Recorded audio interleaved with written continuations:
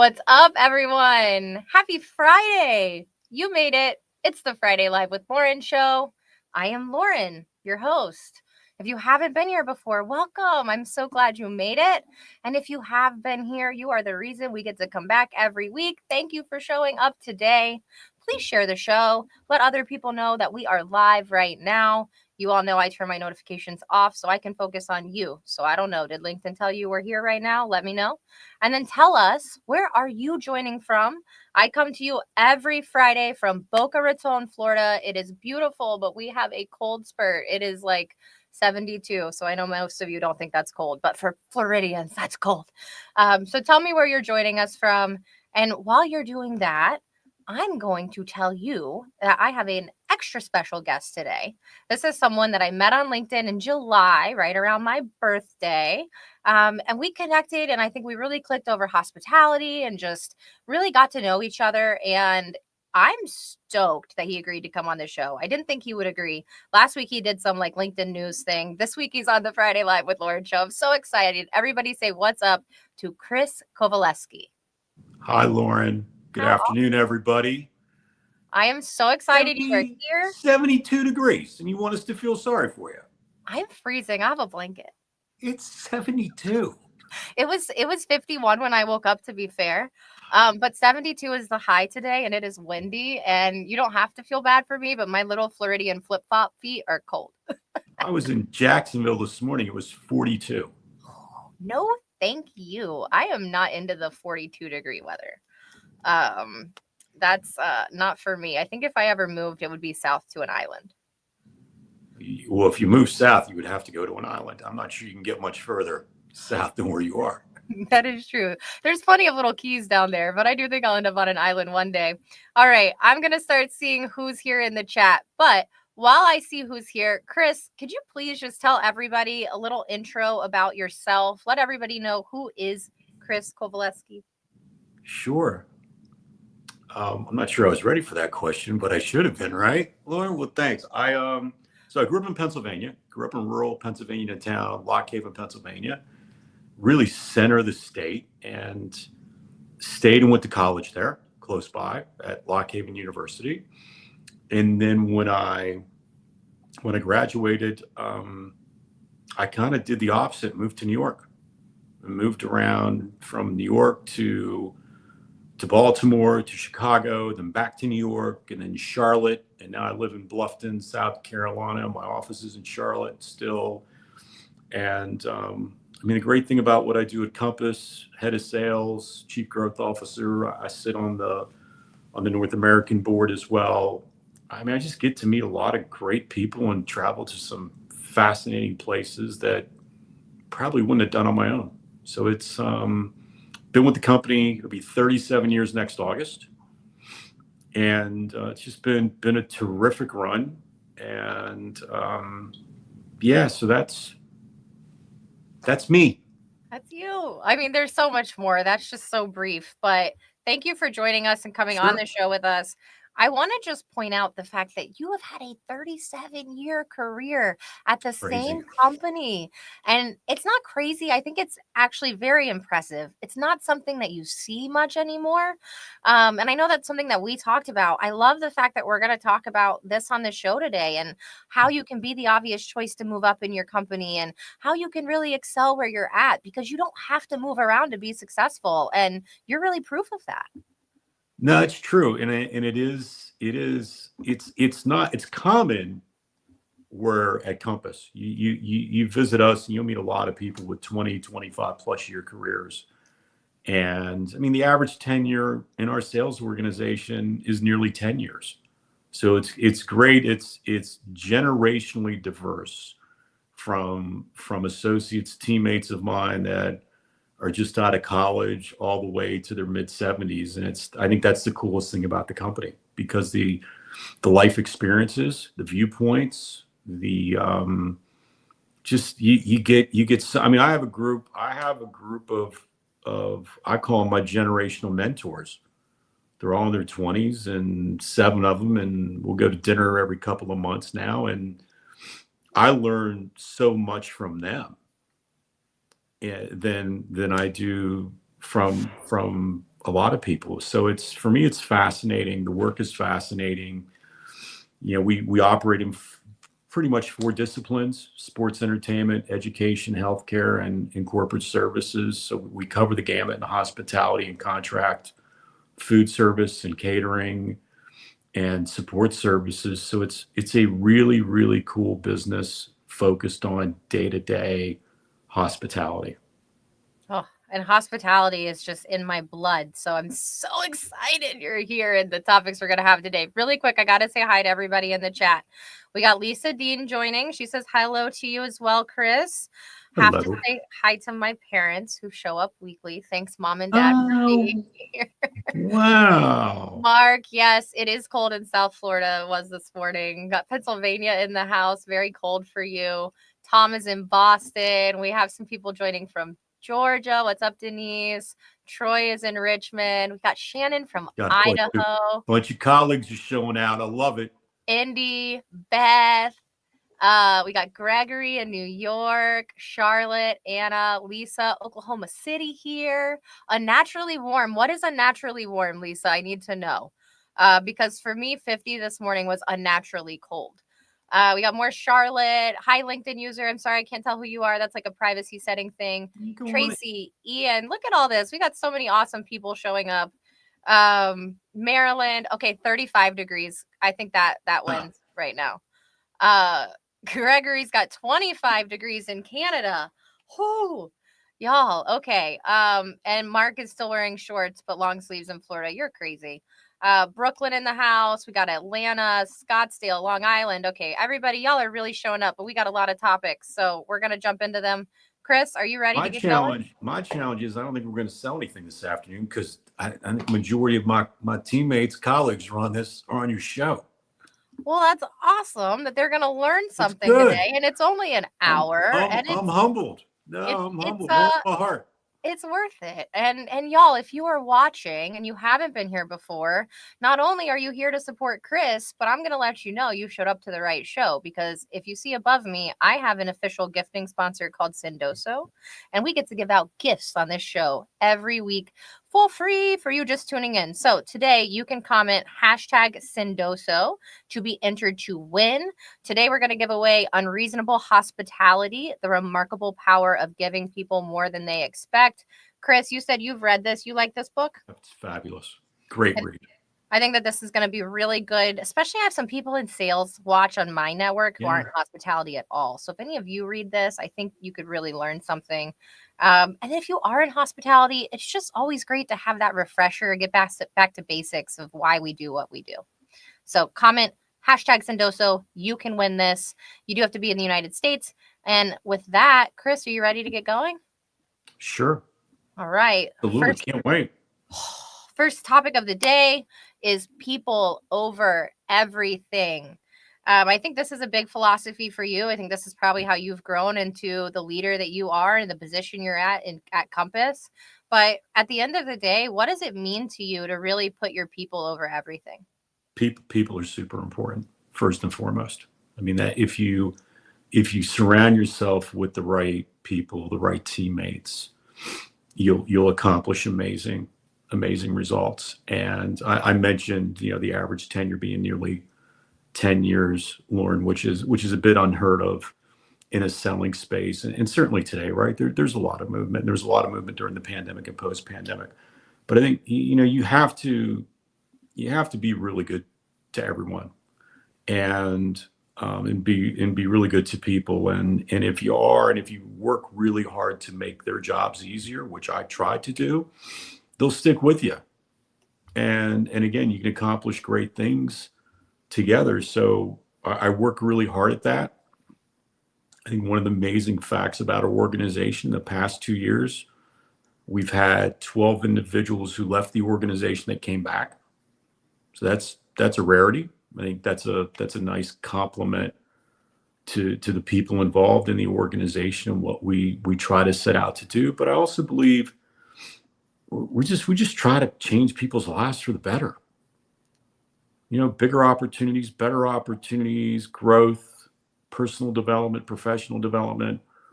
I mean, any kind of development is going to be both personal and professional, I believe. And we just really work hard at that. I'm super lucky to have a great team of leaders around me that I get to work with every day. And the sales organization as a whole, and even Compass as a whole. I mean, the operating teams that we get to work with, our operating partners are amazing, execute at a high level every day. And but it all comes down to the people, like, especially in our business, and I think in most, but in our business, where the day-to-day interaction with the clients and the customers, customer facing hospitality, you got to have the best people. And I believe we do. And it shows in our results and in, the data points that matter, it shows, right? In retention and in the win rates and retention rates and how we execute, it shows that. So you just got to be good to people. You treat people the way you want to be treated. The golden rule. Try to do the right thing every day. Try to do the right thing with every decision you make, and give people space and treat them like adults. I work hard and keep top of mind not to micromanage. I never liked being micromanaged, and I'm not sure I'm around individuals that do. So you got to give them space and treat them like adults, and the work will get done. It always has. Is there anything that you've changed over time in maybe your leadership philosophy or how you manage the people on your team from maybe your early leadership standing to now? What are some of those things, and how do you think it's changed you as a leader? Yeah, when I became a sales leader in 1997, dating myself a bit, but in 97, and I moved from Baltimore to Chicago. Had never wanted to live in Chicago, but I felt like, and had a great life in Baltimore, but I felt like the door was going to close and I'm not taking the opportunity. And I had no clue what I was doing at all when it came to sales leadership, and learned on the fly. You don't get a textbook or a workbook that here's what you have to do. You got to figure it out. And I was super lucky that the team, the people hung in there with me. And a number of those folks were still together today, and they were super patient. They gave me room to grow, but I didn't. I would do so. Great, Lauren. So we're having fun today, right? At 3:00. 100%. My way of managing was usually at 3-4 o'clock on a Friday afternoon. We'd have a conference call and talk about your weekly forecast. And if you made forecasts from the prior week, everything was fine. And if you didn't, you had to explain to the group, 20 people, why you didn't make it.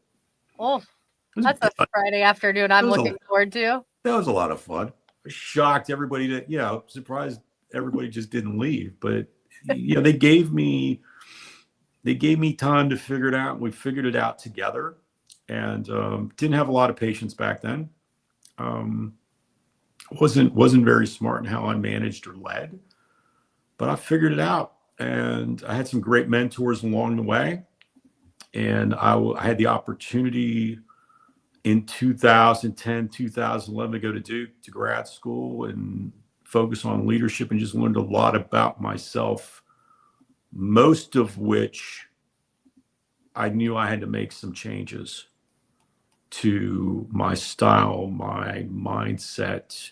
I had people that said to me after the fact, as the journey progressed and I got better at leading, people said, back in Chicago, late 90s, or when you went to New York in early 2000, like, we were scared to just come to you with like anything that was remotely bad news.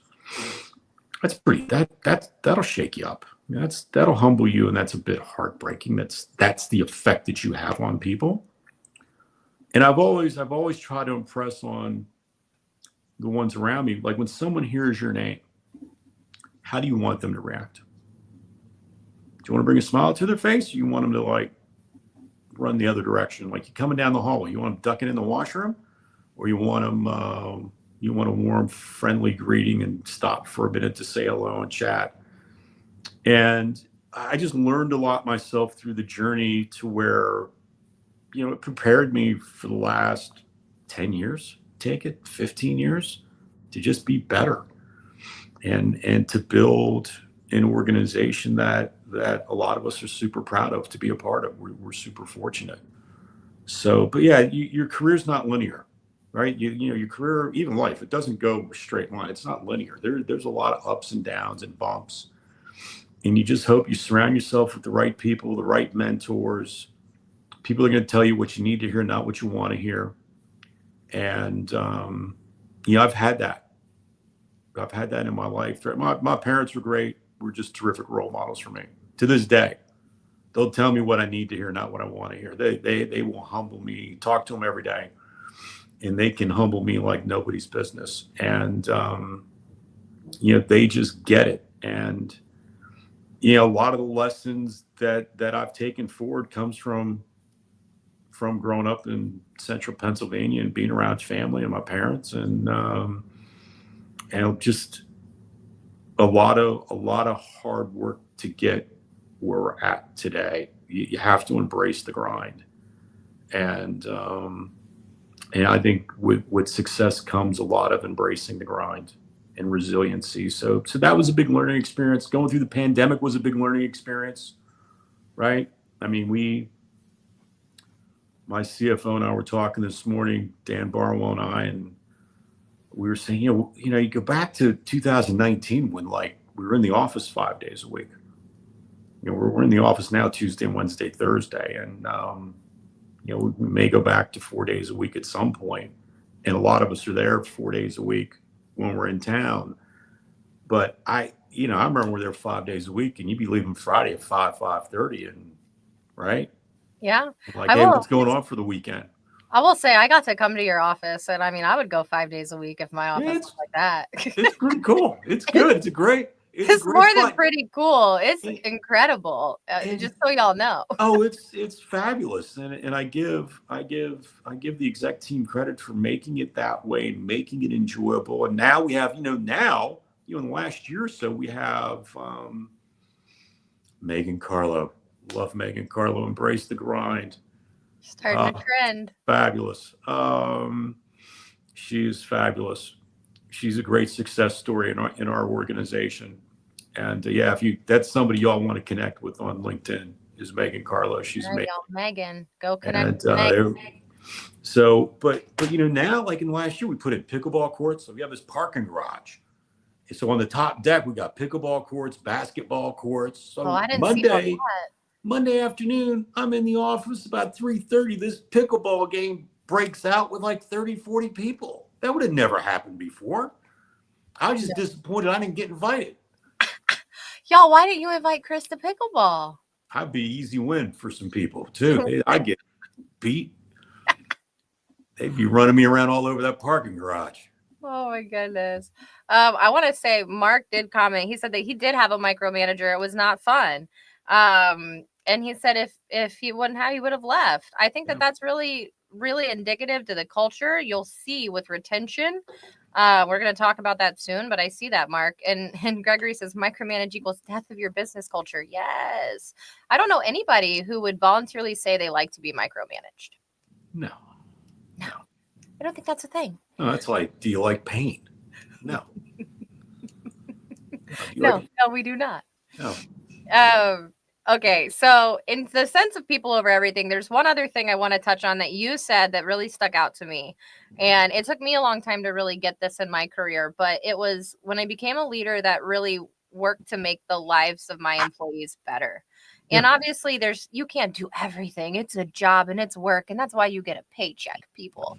But there are times and there are things that I think some leaders overlook. And I made it a point that once a week I'd sit down with my team and I'd say, if there was one thing I could take off your plate this week, what could I take from you that would really make a difference in what you need to accomplish, and tell me why it would make this difference. And if it really will affect the team, I'll figure out a way to get it done.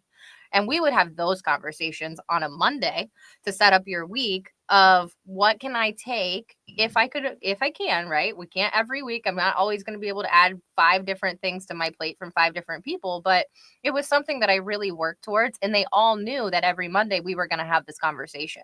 So they'd all come with the thing and they try to make it why it was so important and all of the outcome they would get, because they knew I wasn't going to take something from all 5 of them, but I'd probably take something from 2 or 3. Right. And that really changed the culture on my team of they were looking forward to that Monday morning meeting to see me on Monday morning because Lauren's going to help us out and take something off our plate. And when you mentioned that and making your life easier for your employees, it just really stuck with me. Yeah, well, I was in situations where it wasn't easy, so I learned.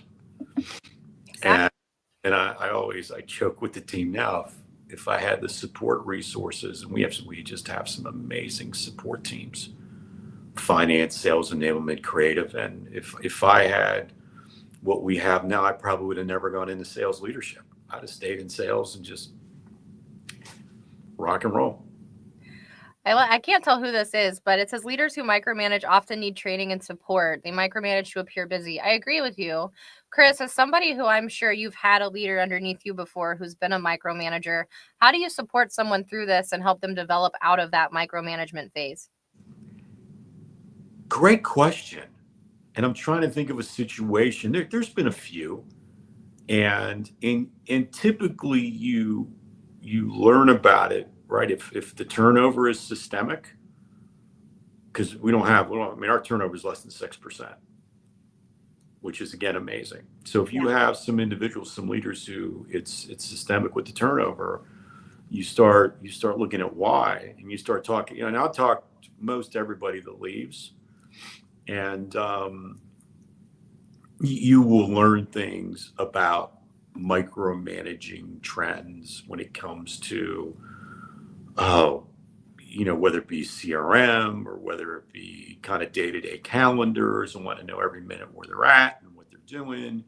You learn those things, and then it becomes a coaching opportunity, right? No one comes here to fail.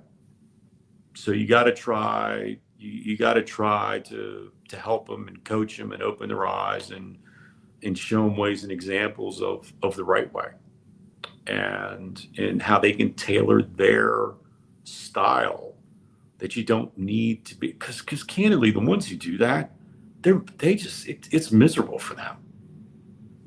I mean, it's not fun being the micromanager, and certainly not someone you want to go hang out with, right, on a Friday afternoon. They definitely don't get invited to pickleball. They're not getting invited to pickleball. So I feel I'm gonna get a complex now. And so you look for the coaching opportunities. You're continually looking for signals and signs, right? Like if we have some folks that just aren't performing up to a certain level, you're looking as to the why. What is it? Is it an activity issue? Is it asking the right questions, right people, right place, right time issue? Execution, right? That's what that leads to, asking the right questions. What is it? And then you just got to try to help them. Yeah. It could be communication skills. They need to be a better listener. Do they need to kind of spend less time on this thing? Right. And be a better listener, be a better writer. We're going to get to that here at some point. Yeah. So there's a host, but you got to bring the best version of your authentic self every day. And if you do that and you're intentional and you're thoughtful, you'll see the signs when some folks are struggling and you'll be able to help them. I mean, it's hard. It is hard. It's hard. And I like to remind people that you hired them for a reason. So before you get in this whole place of, I'm going to put them on a PIP or we're going to figure out some way to, lean into helping them and making them a better person. I would rather be the person that somebody remembers as Lauren helped me pivot in my career or improve on this thing that really made a difference. And maybe when we worked together, it wasn't so big, but it was the thing that changed for you. And that's what I like. That's what I want to be remembered for. Yeah, I agree. Great point. Chris and the entire team consistently equip us with exceptional tools that streamline the sales process, enhance client focus, and drive outstanding results. Oh, Ian, don't give our secrets away, pal. All right. We're already 25 minutes in. We got to keep moving on to the next topic. And I like this one. This was one of Chris's ideas. And I really think that this is something that not many people put enough energy or effort into. But that is becoming the obvious choice. So maybe you're in a role, maybe you've been with a company and you're looking for that next thing and you're trying to stand out. But you're not the one that's thought of. And how do you become the obvious choice? So Chris is going to take us away and give you all a little lesson on one, why is it important? And two, how do you do it? Well, I get a lot from time to time.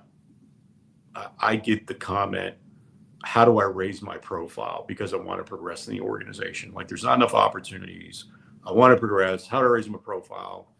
And, the best way to do that is just become someone who we can all count on.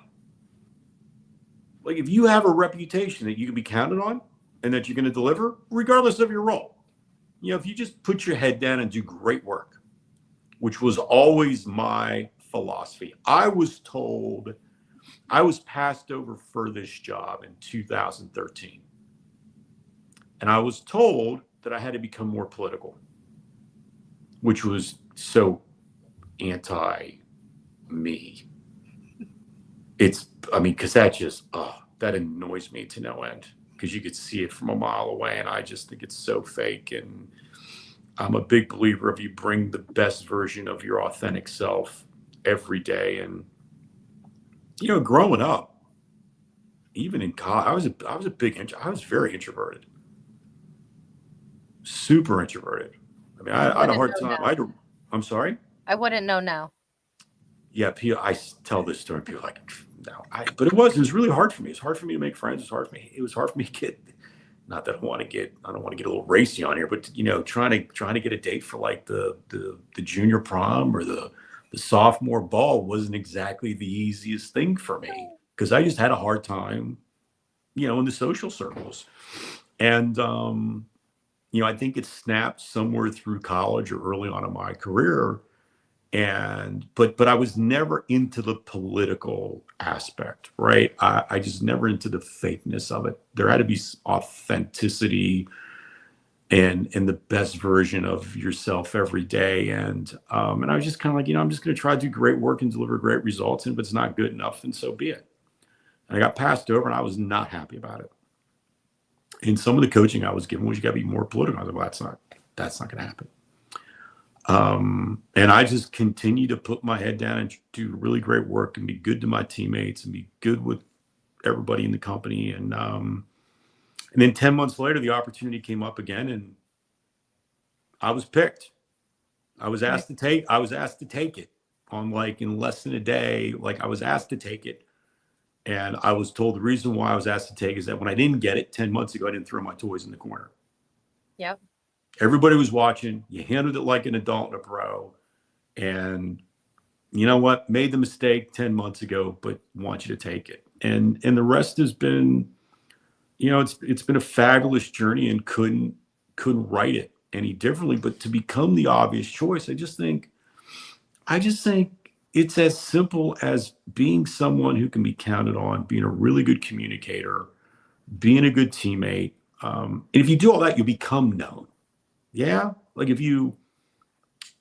I love, not everybody's in Charlotte, but the ones that are in Charlotte that show up to the office and make the effort to be around their teammates and help their teammates and work with their teammates and just be a good person. And, they're not talking about other people. They're not creating drama.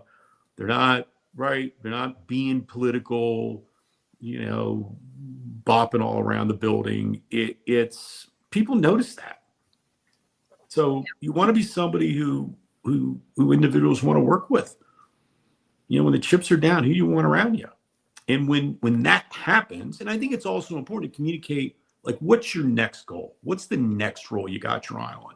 That's something you should be talking about with your supervisor, your boss, your circle. Get really great mentors. You need a handful of really great mentors and advisors. Yes. That are going to tell you what you need to hear.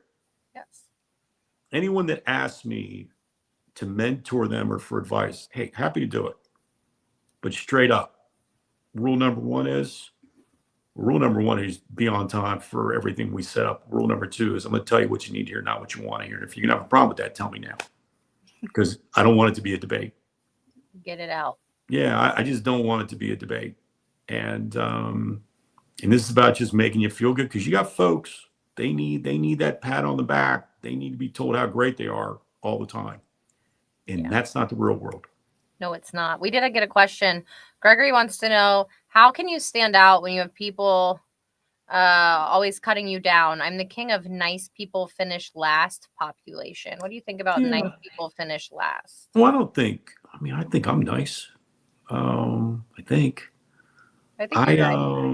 you want the reputation that you can be counted on. You're going to deliver in whatever role you're in. You start with the role you're in. Do the best work that you can possibly do. It's hard to get cut down if you have a reputation that you can deliver and you're delivering great results. Yeah. Right? If you can count, if you can be counted on, you can hit deadlines. You can work well within a team environment. You can work well on your own too, because I think you got to do both. They're not separate. You got to do both well. It's hard. At some point, facts matter. And if you're checking all those boxes, it's hard to get cut down. And people will see through the nonsense of the ones doing the cutting down. We have some of that, and they tend not to make it. Those individuals. Well, people get to their position for a reason, and they can typically wade through the BS. And you're not going to get there by cutting people down, because that's not a leader the ones aren't going to want to work for. No. So I would just encourage you, Greg. I just encourage you, hang in there and keep doing great work, and good things will happen. They always do. Thing you said that I think people really need to listen to, if you're listening, is that you have to talk about what you want. Your supervisor's not a mind reader. Your mentor's not a mind reader. Right. You need to tell people what you want next in your career. You need to constantly be talking about the next step, and you have to advocate for yourself. You are the CEO of your career. I don't want to hear about it every week, but I do want to hear about it. You get some that can be, but to your point, you have to communicate that. I've got to create the opportunities where people can communicate that, and then you gotta want to take the steps too to get there. Like, it's hard. You get some individuals that want X, Y, and Z, but in some cases you have to move to get it, and some people don't want to move. Right. Or some people want to be fully remote and have the flexible schedule, and so there has to be a balance in all of it. But I think, I think I'm pretty good at, people want X role. I'm pretty good saying, okay, here's what you need to do. And here's maybe a sacrifice or two you may need to make. Right. And are you willing to do that? And if you're willing to do that, great. If you're not, I remember when I went to Chicago, and I was told that, hey, my mentor at the time called me up and said, hey, everybody's talking about you for the role in Chicago and they want you to take it, but no one believes you're going to move to Chicago. And I said, well, somebody's just got to ask me. Like, if someone asks me, I'll answer the question, but I don't know what y'all thinking. I don't know that you want me. I'm interested in it. Right. And I'm flattered y'all want me, but if I'm not going to get it because nobody thinks I'm going to move to Chicago, how about if we talk about it first? Right. I mean, so it's those little nuances where you got to have open lines of communication. I encourage that. I'm super wide open, right? I'm super wide open on LinkedIn like you are, Lauren. Yep. I'm super wide open in the business and in the company. I tell the team all the time, hey, if you need anything, call me. They do. It can get a little exhausting, but that's why I'm here. I mean, the end of the day, typically I'm just exhausted from the conversations, but that's what I love, and that's why I'm here. And a lot of times my days, well, this morning, I mean, I was getting poked at by my direct reports because I was sending emails out at 4 a.m. Because I was up, I was awake, and right, Starbucks doesn't open until 5. So I needed something to do for an hour until I could go to Starbucks. And I was in Jacksonville, and little I was a little nervous for today for our show. So I was thinking about that and thinking through the topics, and I think being nervous is good too. Shows Yeah. you care, but I always get a little anxiety for the big moments, and it's like becoming the obvious choice. Do understand, understand what you really want, communicate it, put the work in to do your current role really well. And what work do you believe you need to do? What skills do you believe you need to have to take the next role on? And work on those and continue to communicate. And if you're not in an organization that embraces that, find another organization. There's so many. Everybody's looking for great people, including us, which is a little promo for Compass if anybody's out there. And you'll Listen. probably have a great long career because people who go to Compass stay. Yeah, that's factual. Yes, for the I'm most not part. mad at it. I Yeah. think that's incredible, and I think if you've been there 35 years, who's gonna top Chris? Okay, we are at the halfway point. If you have not been here before, this is the part of the show where we do High Five Friday. So this is where you can nominate anybody in your LinkedIn network who's doing incredible things. You can shout them out, give them high fives, and we celebrate them live on the show on Friday. Chris, I'm going to remove you backstage for just a moment. We'll see you in 1 minute. Y'all, are you here? Are you alive? Did you comment Sendoso to win? I'm going to go get Michelle for you, but comment Sendoso, get ready for these high fives, and we'll see you back in just a second.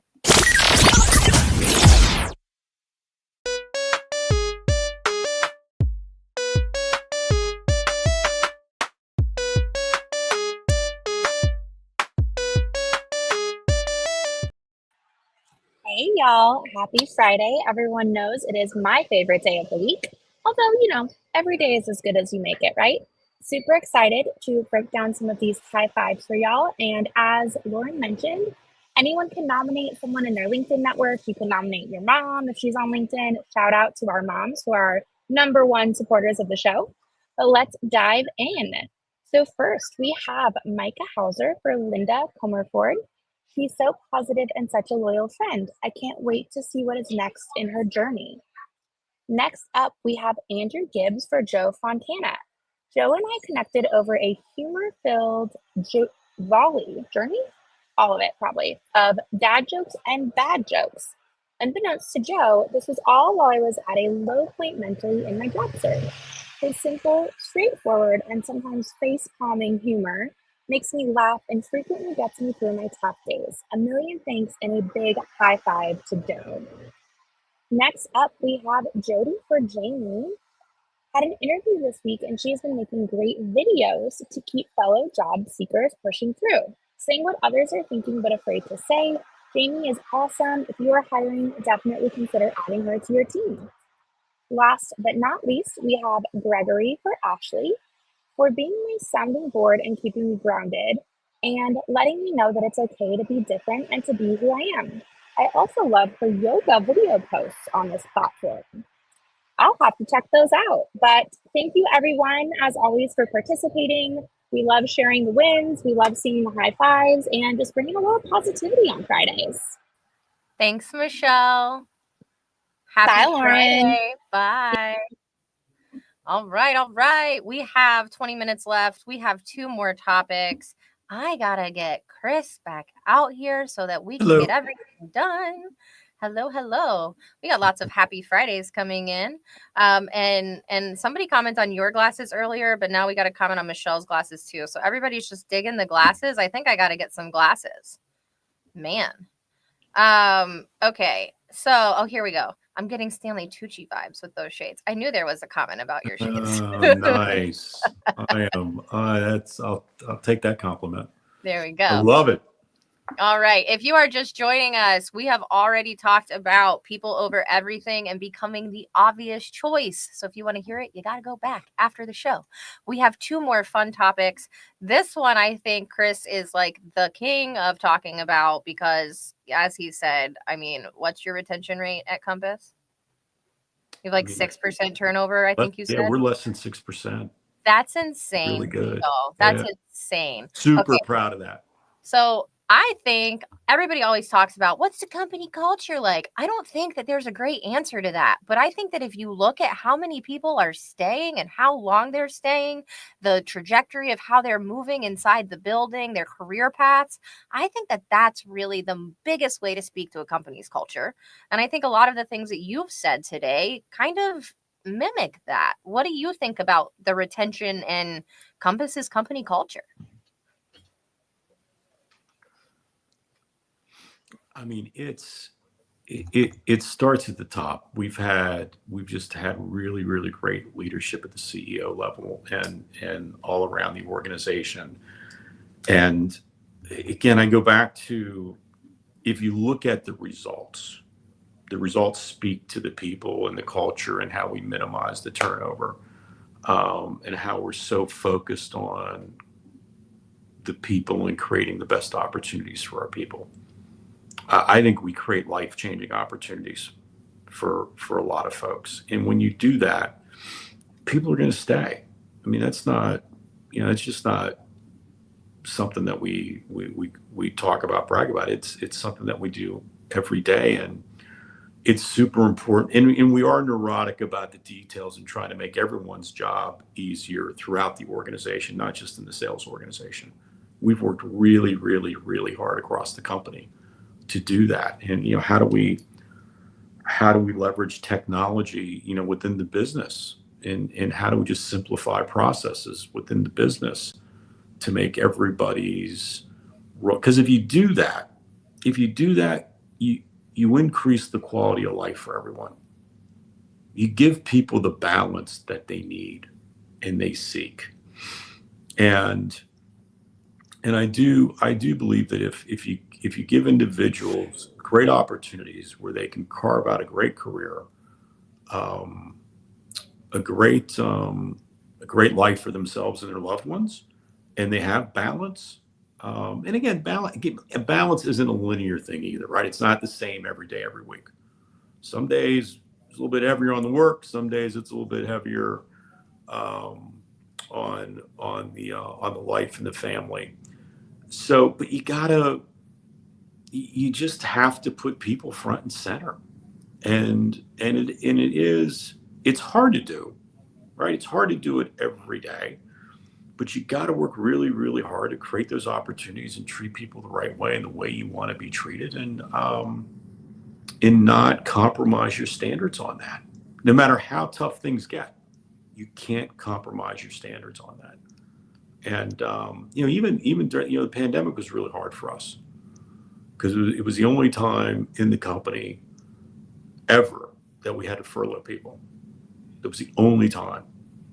And we were fortunate because after, it started like April 1st, and then by like May, we could see us like, hey, there was a path out of this. At July 1, we were bringing the folks back that were going to come back, and reinstated the salaries, because we all took salary cuts, decreases, the ones that were there. And we've brought everybody back July 1st that we're going to come back, and we could see a path out of it. But even in that case, we just tried to do it the right ways, probably not the right term, but just try to do as best we could to minimize the impact for everyone. Yeah, because that was a tough time. That was brutally hard on everyone. But once we saw the path coming out, it's like, all right, we can have some fun and we can figure this out, and let's make the best of it. And we never really looked back from that time. We saved the company, and we brought it back, and I believe now it's better than ever. And that's just a big credit to all the people in the leadership team, and it's a big credit to the culture of the people that are a part of it. They love the company, and they love the people that are in the company, and they love the clients. I'm amazed and I'm humbled every day about the work that we do. You think of a company this big, 6th largest employer in the world, 660,000 associates. We serve millions upon millions of meals per day. And then on the support service side, support millions of square footage in facilities in all of our clients' operations. And Lauren, a lot could go wrong when you think about that, and it doesn't. We're super fortunate. Tap wood, it doesn't, because I think because we treat our people really, really well. Safety is at the forefront of everything that we do. Our associate safety, our client customer safety.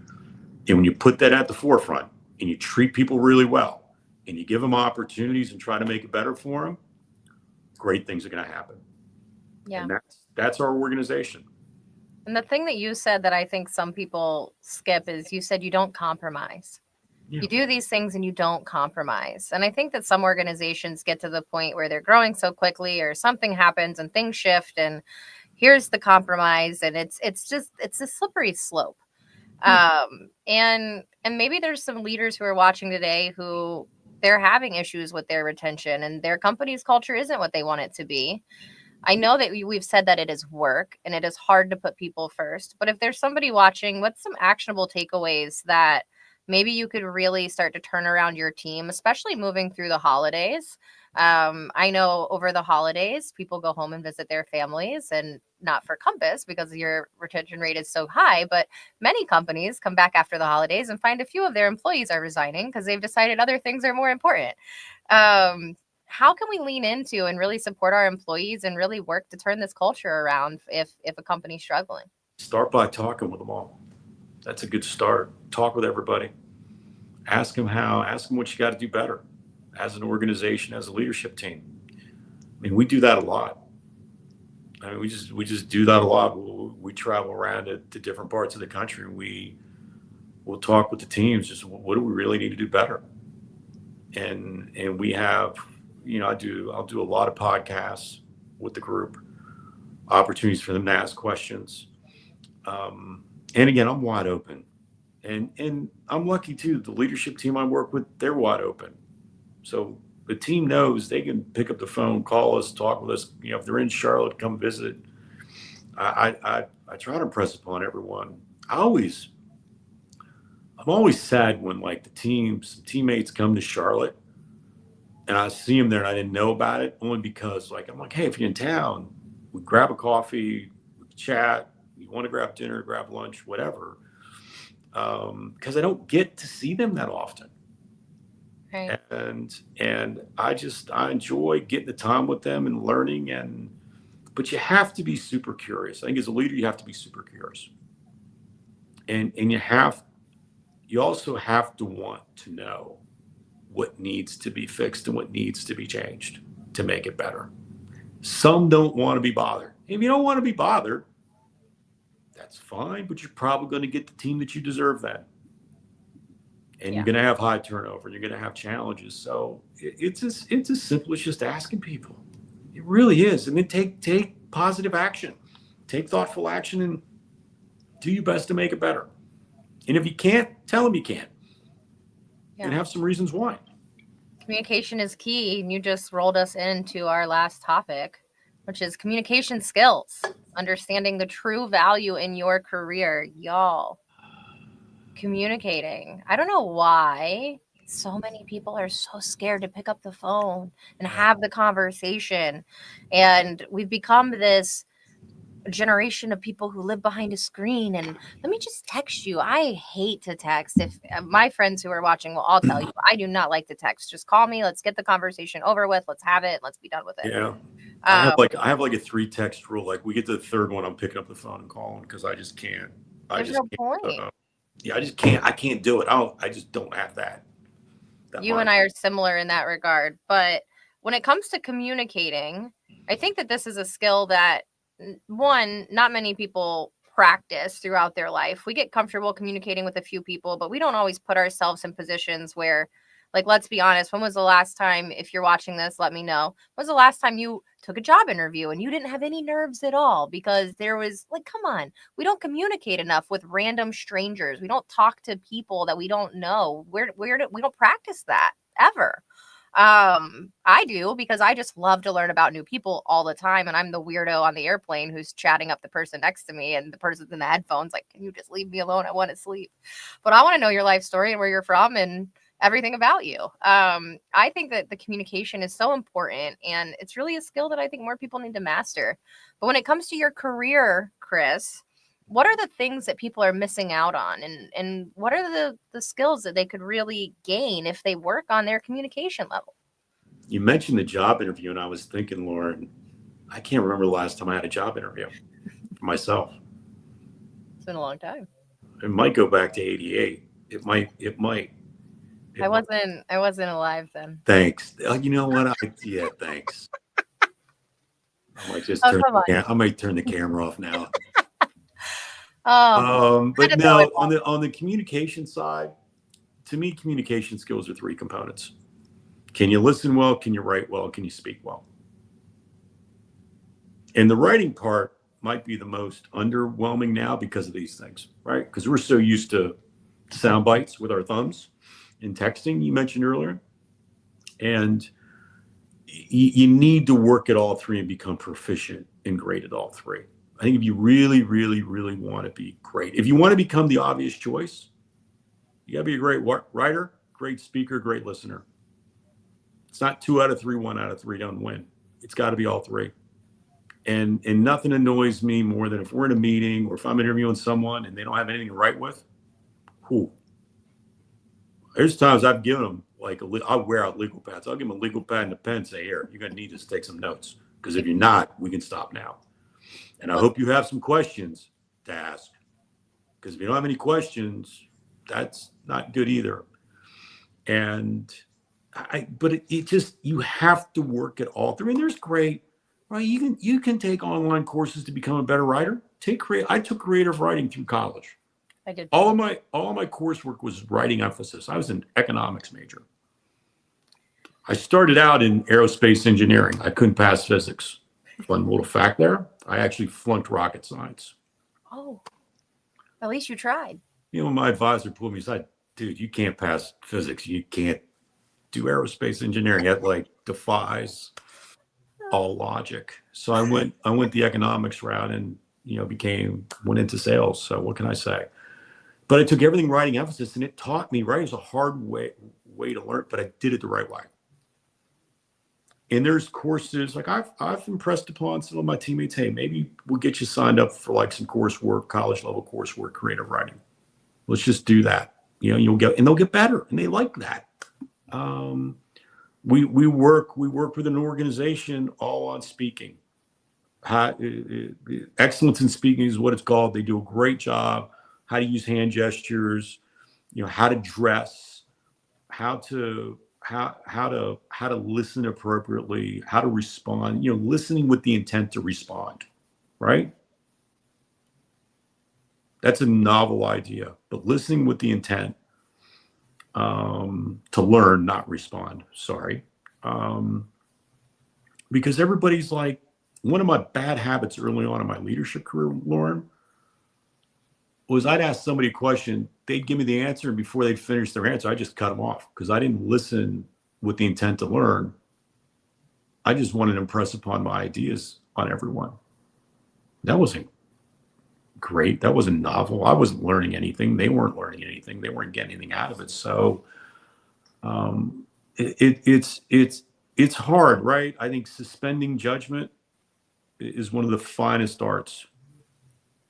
One of the finest skills you can ever adapt and learn. It's hard because we're in a world of instant gratification. We know the answers. We know how we have our viewpoints and we want to share them. And I have this I got this trigger right here that if I'm going to cut someone off, it goes off and I can stop myself. Now I may interject a little bit, like a word or two, and I'll apologize for talking over you. But I do have that trigger after being told so many times, but I asked the question. I wanted to know, how do I become a better leader? And that was the one thing that came out time and time and time again.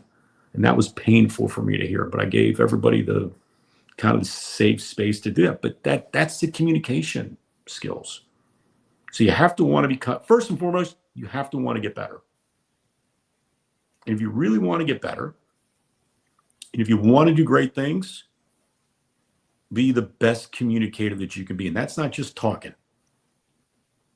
That's listening. Again, listening with the intent to understand, suspend judgment, become a great writer, not a great texter. And becoming a great writer too is not writing paragraph after paragraph after paragraph. You have to be able to write succinctly. Yeah. Then you get your point across on a piece of paper succinctly. And then the same thing with speaking. Can you speak effectively and get your point across, your thoughts across in a proper manner? We study a lot on discommunicative styles, DISC. Everyone is different. Look it up. It's great. But everybody has a different way of communicating. Some people like a lot of detail. Some people like sound bites. Some people need to be reassured again and again and again and again. They've got to keep hearing that same data over and over again. You have to understand that. That's part of being a great communicator. Got to have a lot of patience too. Another thing I had to work on. And you got to be curious. I think this ties all the way back around. Everything's full circle, right? You have to be curious. You have to talk to your people. You have to be a communicator. And you really do have to lean in on the listening to understand what people are trying to say, not what you think they want to say to you. Yeah. And it's easy to just ask. If you don't understand, if you're not sure, simple words like tell me more. Exactly. Just tell me more. Yeah. Help me out with this one point so I understand it in the best way possible. That shows that you're interested. And when you show you're interested and you show that you care, people are going to hang in there with you. Yeah. I'm lucky.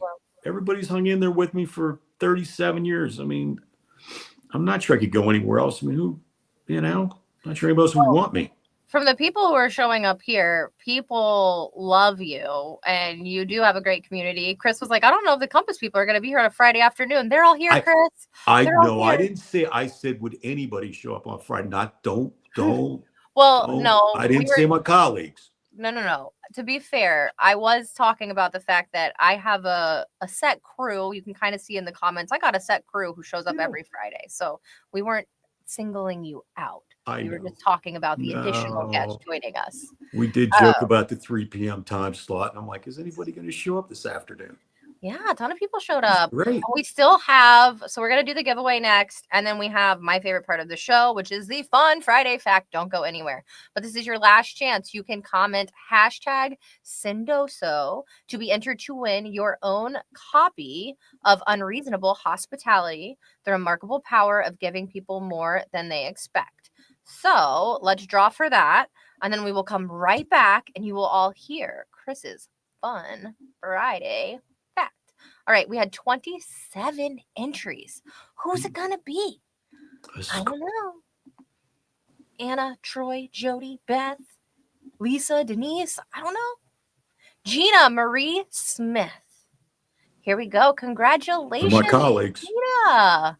I'm so excited. Gina, not far from you, Lauren. Gina Marie's in Tampa. Oh, Gina, I get to Tampa. We got to make it happen. Gina, get me your email address. I will get you your prize. Thank you for tuning in. And then, y'all, if you've never been here before, at the very end of the show, we do a fun Friday fact. And I put Chris on the spot. So, Chris, what is your fun Friday fact for everybody watching?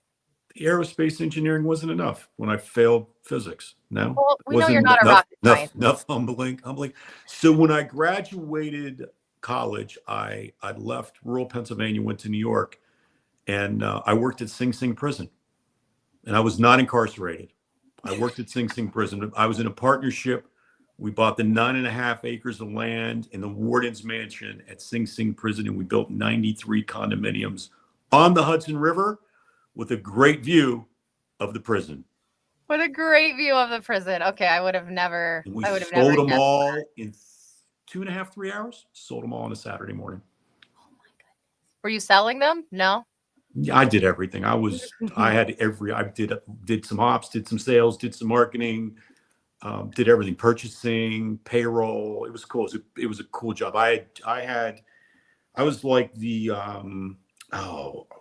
managing partner of the partnership. Nice. I didn't own it outright. We had a bunch of folks in it, but they trusted me at 22 to run it. And I had like in 97, I had no clue. In 87, I had no clue on how to do that. That was trial by fire, but it was fun. You Loved made it. it work. And you Lived sold in the them all. warden's mansion. Lived in the warden's mansion. It was a dump. We fixed it up though. It's nice now. I was back there a month ago. Stopped by. Oh, it's beautiful. It's the first time I've been back in 11 years. Oh my goodness. That's incredible. Okay. I cool. didn't know that. Doesn't seem like anybody in the we got a lot of wows in the comments. I think you shocked some people. Yes, thanks, Chris. Thank you so much for coming. Y'all, this was fun. Chris, any final words for the people? Thanks for having me. Seriously, thanks for having me. If I can help in any way, reach out.